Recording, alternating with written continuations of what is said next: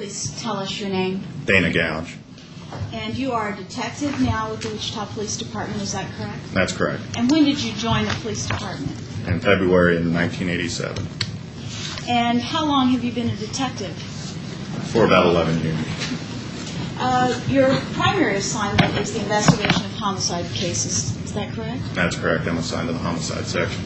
And how long have you worked homicides? 10 years.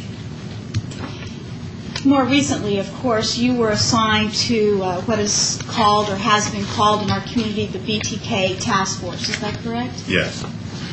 And when were you assigned to that task force? In March of 04. As part of that assignment, I think the general idea has been expressed here. An individual detective, or a couple of detectives, at least with the Otero murder, were assigned to be responsible for an individual case. Is that correct? Yes, it is. And what case were you assigned responsibility for? I was assigned to the Shirley Vian murder. And in that endeavor, in trying to look at that case, did you review the case files and the case evidence that were originally collected and maintained that documented the Vian murder? Yes, ma'am. What day did that murder occur? March 17th of 1977. On the screen behind you, we have a picture of Miss Vian, Shirley Vian. She was 26 years of age at that time, is that correct? Yes, it is. And where did she live? 1311 South Hydraulic here in Wichita. And did she live there alone? No. She lived there with Richard Vian, and she had 3 children from a previous relationship. All right. Now, in the course of your investigation and reviewing the matter, at one point, Mr. Rader, or Dennis Rader, was arrested for the murder of Shirley Vian. Is that correct? Yes, it is. And did you have an occasion as part of your assignment to personally interview him about her murder? Yes. And as a result of that, did you attempt to learn from him how it is that he came to focus on Shirley Vian? Yes. There's a screen behind you do you recognize that to be a quote from the interview with Dennis Rader? Yes, it is. What did he describe to you about how he selected her? He was familiar with the neighborhood where she resided. That was because he had been stalking in that neighborhood before. He thought it was a good neighborhood for a hit because there was an alley that ran through that area that was not well lit, and he described it as a good place for a person like him to hang out. Now, when this case was originally investigated, one of the children was interviewed by the name of Stephen. Is that correct? That's correct. And he had actually indicated that when a man had approached him that he had seen the man go to another house. Is that correct? That is correct. When you talked to Rader, did he explain to you a little bit about this stalking in that neighborhood and describe anything similar to what Stephen had pointed out? Yes, he specifically said that he had gone to another residence, was planning to do a hit there, had knocked on the door but didn't get an answer. And so changed. And that's when he saw Stephen walking down the street, and that's when he approached him. Thank you. The children that were in the home, the oldest boy is on the screen behind you, is that correct? And he was 8 at the time? Yes, ma'am. And his formal name was Junior Relford, but he went by Bud. That's right. Thank you. And then another picture showing the second child, Stephen. Is that correct? Yes, it is. And Stephen's here today with us. Yes, he is. And how old was Stephen at the time? 6. And her third child was a small girl. Yes. All right. And her name was Stephanie, and she was 4 at the time. That's right. And these three pictures of Ms. Vian's children were in her personal effects, or in her purse, and collected originally by the Wichita Police Department when they went to the crime scene. Is that correct? Yes, it is.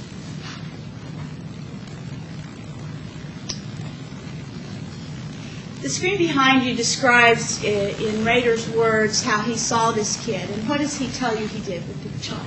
When he saw Stephen walking down the street, he approached him, showed him a photograph of a woman and a child. He realized that Stephen was home with his mother at 1311 South Hydraulic at that time. And so he had changed, as we said before, his approach. Did you ask him about this photograph? Yes, I did. And what did he tell you? I asked him what photograph he showed Stephen, and he told me that it was actually a photograph of his own wife and his own son. You're saying that Rader explained to you that the photograph that he showed to this young boy was his, Rader's wife and son? That's correct. Why did he use this? He used it as a ruse. He planned on pretending that he was a detective in order to gain the confidence and entry into the residence where he was going to do the hit.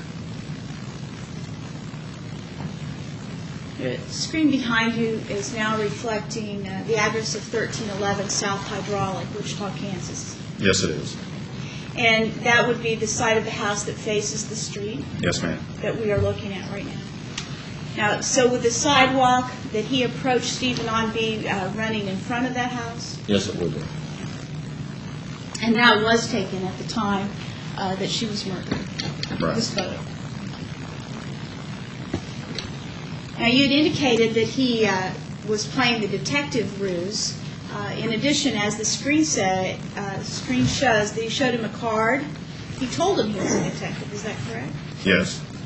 And did he show them a weapon? Yes, he said that after he had gone to the front door, he knocked on the door and it was opened. He showed them a card, showed them his gun, and said that he was a detective. Did he further describe to you his appearance as a detective? And he said he was pretty spiffy looking, that he's wearing dark slacks and a James Bond style tweed coat. In earlier testimony, in this Detective Snyder's testimony, he describes himself like John Wayne, and to you he described himself like James Bond? James Bond style coat. In other parts of the interview, did he refer to himself as being like a spy? Yes, he did. On a number of different occasions, he referred to what he did as being like a spy. Did he describe, once he'd gone in, how he was able to try to manage the situation? He said with a gun he was able to gain easy control, but he wanted to ease them. As long as they remained calm, it would be easier for him to do what he wanted. So he told them that he told Shirley that he was going to tie her up, maybe have sex with her and take some photographs of her. And it wouldn't be a pleasant thing, but they would survive. All right. And the screen behind you, there's a portion of it highlighted in red. Is this a quote that was expressed to you during the interview? Yes. And essentially, it describes that he wanted them to think he wasn't that bad of a guy until he got control. Right.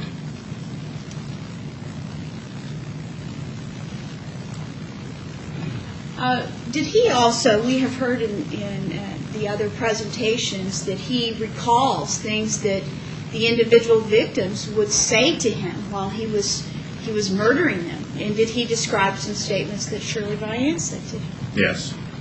And what did he tell you? He had told her that he was going to tie the children up. She asked him not to do that. So he said that he had to do that, and when he went ahead and began to tie the 8-year-old up, the 8-year-old began to cry. he decided that that wasn't going to work, so he had changed his strategy on how he was going to control the children at that point.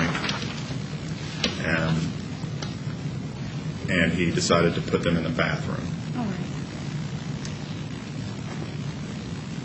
In addition to that, he also expressed to Miss Vian what he was going to do with her. Is that correct? And he had a conversation with her? Yes, and that was part of easing her, trying to keep her calm, make her feel as though that she would survive this as long as she cooperated.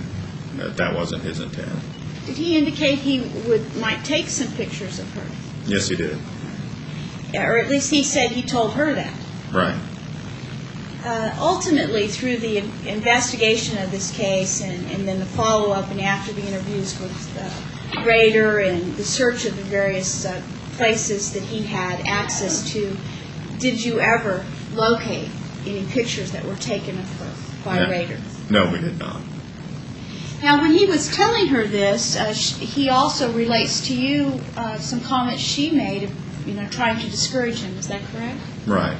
And what did she say? She said that she was very sick, and he also told us in his description that the family was sick, and he thought they possibly had the measles.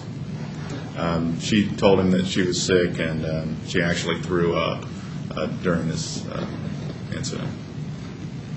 Now, when this scene was initially looked at by crime investigators, it was apparent from her own body and also from areas in the home that she was in fact ill.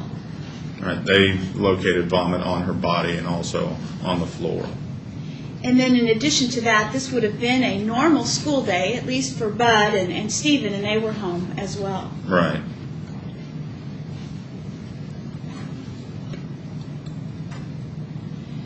He described to you what he then did with Miss Vian. Is that correct? Yes. What did he do? He said that he put her on the bed, taped her feet, bound her ankles to the bedpost, and tied her up. And he did this because he was afraid she might escape before he was able to complete the full extent of his fantasies? Yes. There's a crime scene photograph on the screen behind you. What is depicted there? That's the bed where the assault took place, as far as her being tied up and murdered. Now, when police first responded, they responded because the children had escaped. Is that correct? Yes.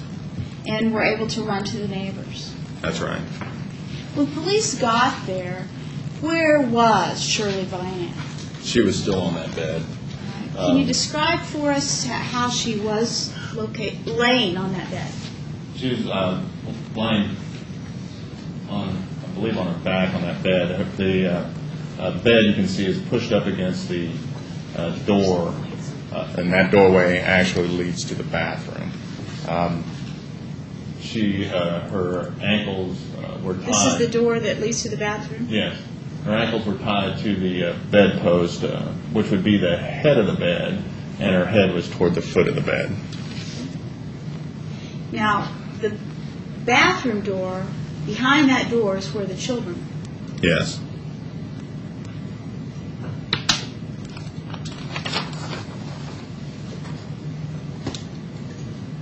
We're going to show a photograph that depicts the bindings to just the legs of Shirley Vian there at the home when police found her. Does that picture accurately show, as you know, or kept in police evidence to reflect how she was bound? Yes. And we see in that picture it appears to be some type of a black substance. What is that? That's black electrical tape. Right. And then the white cord is cord. Right, it's like a rope.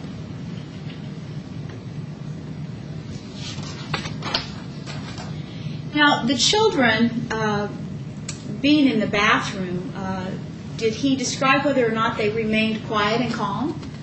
Yes, he did. They did not remain quiet and calm. They were yelling. screaming, asking him to, at one point the children were able to force the door partially open and see what he was doing to their mother. The children were screaming at him to leave their mother alone and saying that they were going to escape. And he describes that one of the things he did to calm them down was what? He put some toys and a blanket in the bathroom with them. So while he's killing their mother, he throws some toys in for them? Yes, ma'am. Were those toys collected by the police? Yes, sir. I'm going to hand you an exhibit.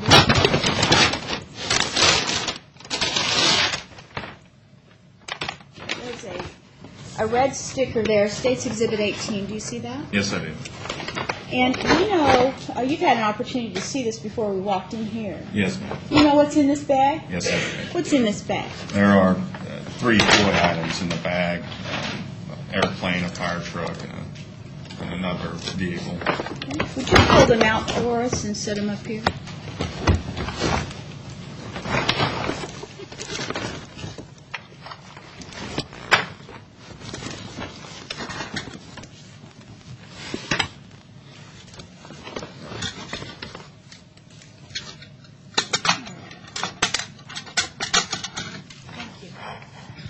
Now, these are the toys that the kids were provided by Rader. That's right. And they have a substance on them. Yes, that's fingerprint powder that was used in 1977 to try to bring up any latent fingerprints. Because the children were all interviewed to try to find out what happened. Is that right? Yes.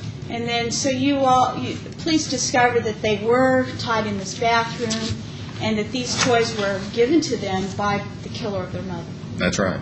All right. So possibly they might turn up a fingerprint. Yes. Was the fingerprinting successful? No. The state would move for the admission of State's Exhibit 18. No objection. Thank you. We talked just a moment about some of the things that he had said to them, but does this picture behind you reflect a crime scene photograph that was taken at the time of the bathroom that the 3 children were put in, and the blankets and the toys you can see on the floor and the cord? Is that right? Yes, ma'am.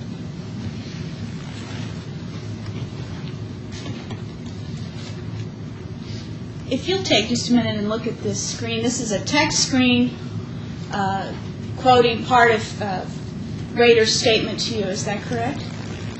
Yes. And what does it tell us here? Basically, Rader told them to stay in the bathroom. One of the children said that they were going to break out, and Rader replied to them, "I don't think you want to, I'll shoot you, blow your head off." And he also said that this upset the children. Did that seem to surprise him, that it would upset them? No, I mean, he was very matter of fact about the entire incident conversation. Okay, so one of these, did he indicate which one it was that may have said that to him? One of the boys? Yes, one of the boys. When he was talking about the boys trying to get out of the bathroom, he believed that one of the boys actually was watching him, and he believed that that was the oldest boy. Let's talk about that for just a minute. When these children were interviewed, and Stephen Relford, at 6 years old, he interviewed with several officers. Is that correct? Yes, he did. Several officers and detectives interviewed Stephen over the years. And he described everything that had happened. Is that correct? Yes, he did. He even described the bag that was carried in by the man. Yes, he And a did. physical description of this man. Yes, he did. And he indicated that he could see what was happening. Yes, he did.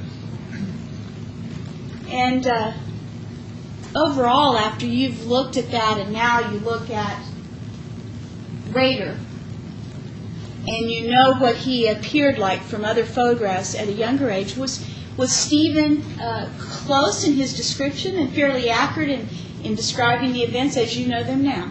Yes, knowing what was reported at the time to the police, what the physical evidence showed, and what Mr. Rader told us during the interviews, what Stephen reported to the police in 1977 was very accurate. Thank you. This next screen also describes how they were banging on the door, and then Rader tells you he could see one of the boys looking out. That's right. And what did he tell you the boy was saying when he saw him looking out? To leave his mother alone. And ask him to get out of there. Right. Did Rader recognize that the child was trying to get out of that bathroom? Yes. And he told you, but he'd already done it to her. Is that right? Yes. And what did that mean? Well, I asked him what that meant, and he said that he'd already strangled her.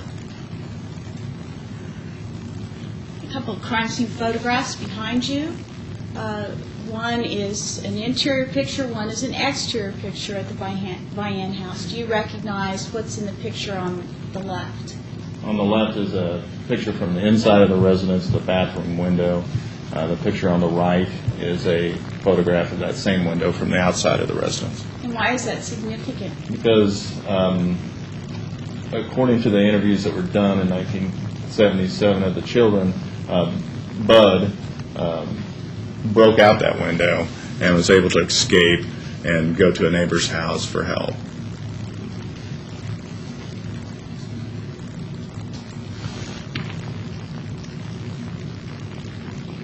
Now, when Rader is describing these various murders, and in particular the murder of Shirley Vian, he seems to focus on colors. Is that correct?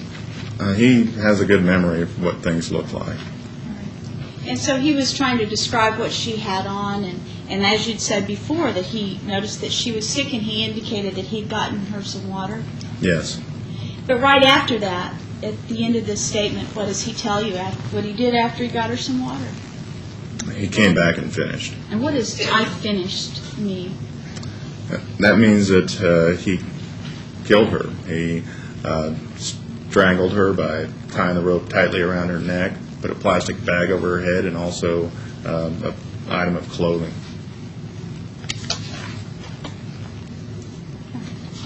I'm going to show just briefly a graphic photograph, not reviewed by all, of the face and neck of Shirley Vian.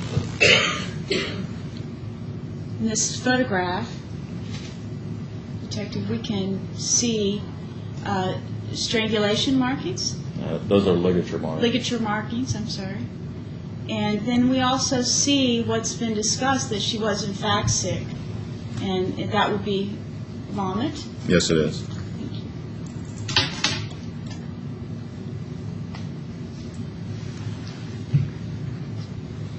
The sexual part of this killing for him included him removing her clothing. Is that correct? Yes. He described to you in detail how he taped her hands. Yes, he did. What did he say about that? He said that the manner in which he taped her hands was a big deal in the bondage world. It was really high stuff, as he described it.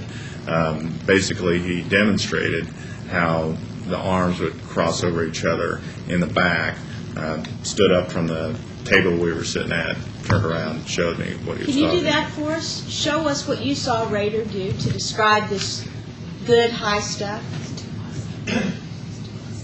Well, he had his hands behind his back, but he crossed his arms like this, and I'm not sure I'm flexible enough in this suit So to he go stood ahead up and do that. and put his hands behind his back, Yes, just to show you how good it is. right, and how that's really important in the bondage world. Let's show another graphic photograph.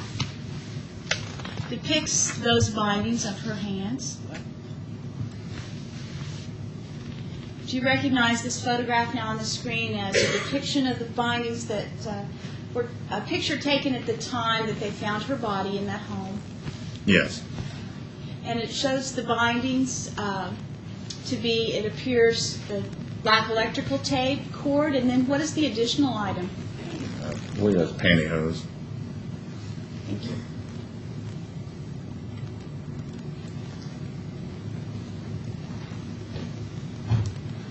Again, we have behind you on the screen another description of how he strangled her, but indicates he didn't spend a lot of time at that. Is that right? That's right. How did he do it, and why was it so quickly?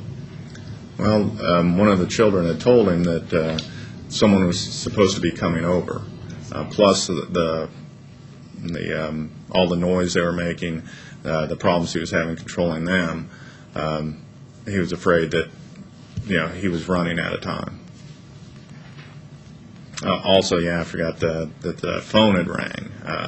That if the phone wasn't answered, he didn't know what would happen, whether people would come right over, whether it was going to be someone calling that had to drive from across town or just walk across the street. He wasn't sure, so he knew that time was running short and he had to get out of there quick. That's another thing that Stephen Relford had told the police about that phone ringing too, wasn't it? Yes.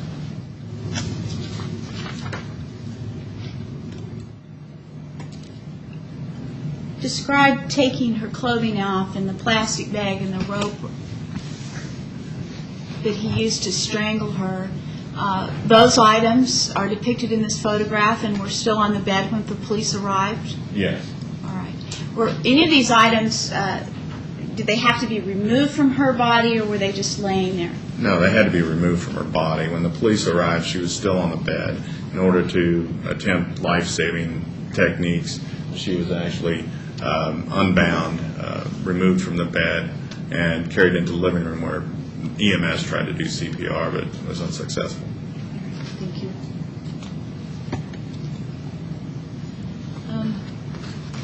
In describing this, did he tell you his feelings about what was going on? He said he was excited. It was an exciting thing for him, sexually exciting.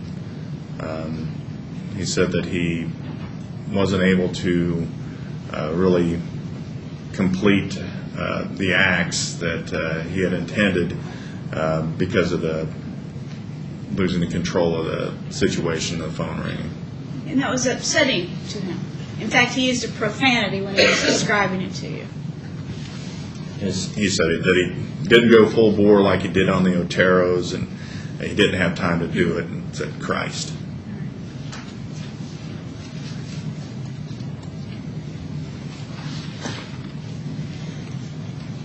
When you had already mentioned what is depicted in this next screen about the phone ringing and wanting to get out of there, did he tell you what his plans would have been if the phone had not rang? Well, he told me that the kids were lucky, that he had planned on doing to them like he did the Oteros, and that he probably would have hung the 4-year-old girl. The 4-year-old? Right, like he did Josephine. Because he was trying to repeat what he'd done in the Otero murders. Well, because that's what he would have liked to have done, is what he said. So did he describe whether he was able to obtain, as he indicated before in his interview, a sexual release? He wasn't sure whether or not he had actually ejaculated at this scene. He couldn't remember. In fact, he said he may have done it in his pants. He may have grabbed something and wiped himself off with before he left, but he couldn't recall for sure whether or not he had actually ejaculated in that scene through masturbation. He said he did not have sex with Shirley Vian. Did he indicate whether or not he took any items from that scene? He took some money orders, and he also took a couple of pairs of her underpants. And what was the purpose of taking the underpants of this woman he had just killed? I imagine it's just for his own pleasure. In the course of this investigation and collection of information and about him? Was it learned that this is something that he would stimulate himself with at other times, the apparel of females that he had taken? Yes, or dress in the victim's clothing.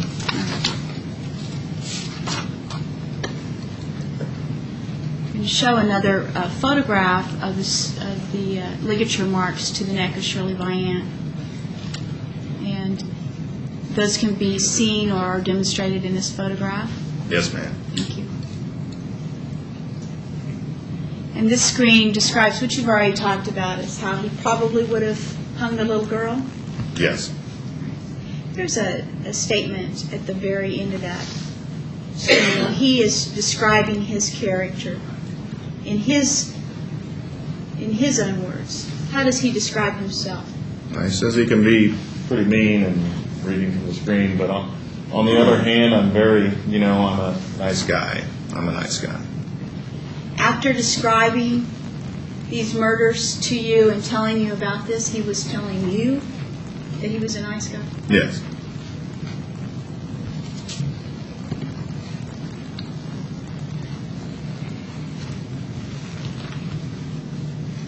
The children escaped and he leaves, and what's he do? He went and disposed of the evidence at an unknown location and went back to his normal life. What was his normal life at that time? He was a husband and a father. And was he in school at that time? Yes. And I think he wasn't sure as far as where he was working at that particular time. We had quite a lengthy discussion about why he was free on that particular day, but I think he was going to school then. There was some discussion about whether or not he was possibly on spring break or something, isn't Right. that right? Which would be consistent with the day that Shirley Vian was murdered, would be Yeah. about spring break time. Yes. As our community knows and the court is aware of, we began receiving communications from Rader, known to the community only at that time as BTK, but there was a communication sent regarding Shirley Vian's murder, or mentioning that January 31st of 1978. Is that correct? Yes. It was sent to the Eagle Beacon, which is the name of the local paper at that time. That's correct.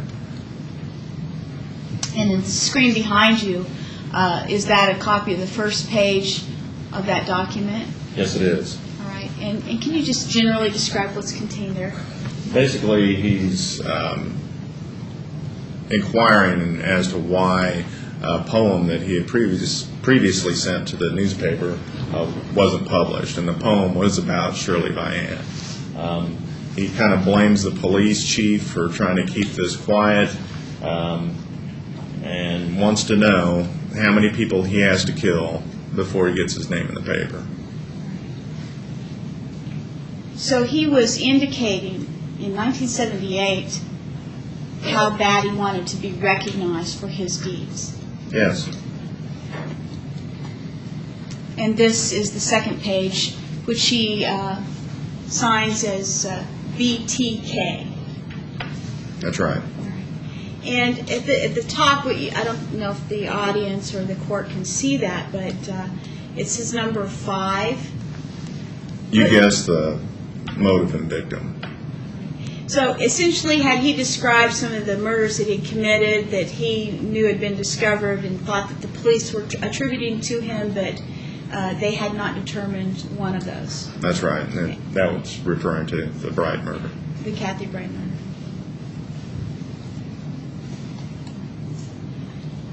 So the poem, once this was sent, then was there attempts to locate the poem?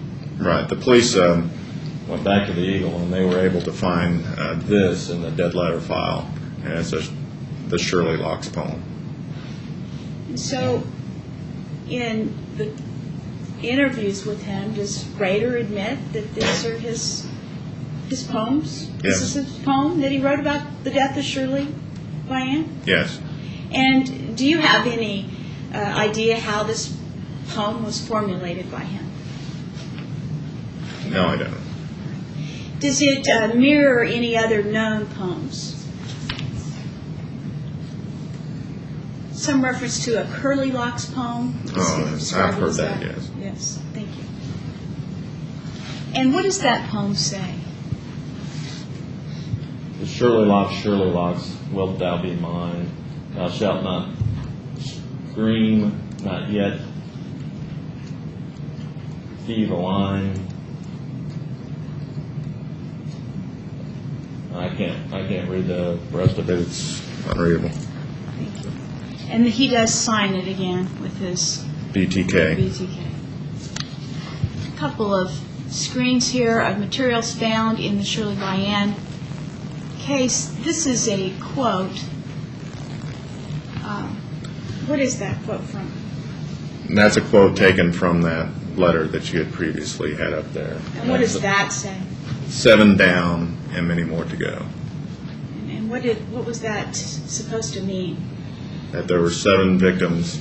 He had included a description of the Nancy Fox murder in that letter, and was claiming that at that time. That totaled 7 victims, and he was warning us that there were many more to come. In addition to the poem he wrote and the communication he sent, once he was arrested, going through his items, another story was found which he titled Ode to Raiders, or Ode to Shirley, is that correct? Yes, it is. And in that, how does he refer to Shirley Vian? That's P.J. Waterfall, P.J. Waterfall, do you know why he selected Waterfall for her? because she lived on Hydraulic Street.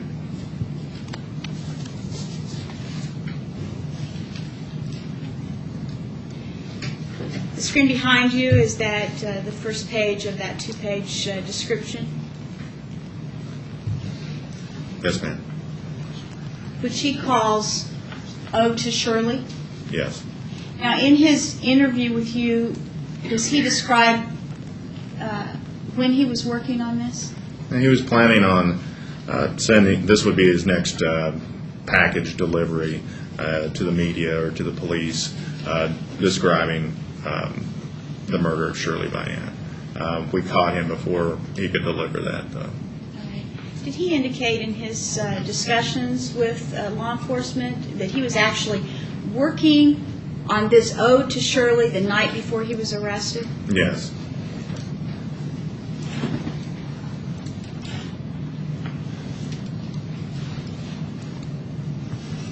We have now heard about Rader's afterlife concept for the victim. Did he also have one for Shirley Vian? Yes, he did. And what was that? And Shirley would be his house servant.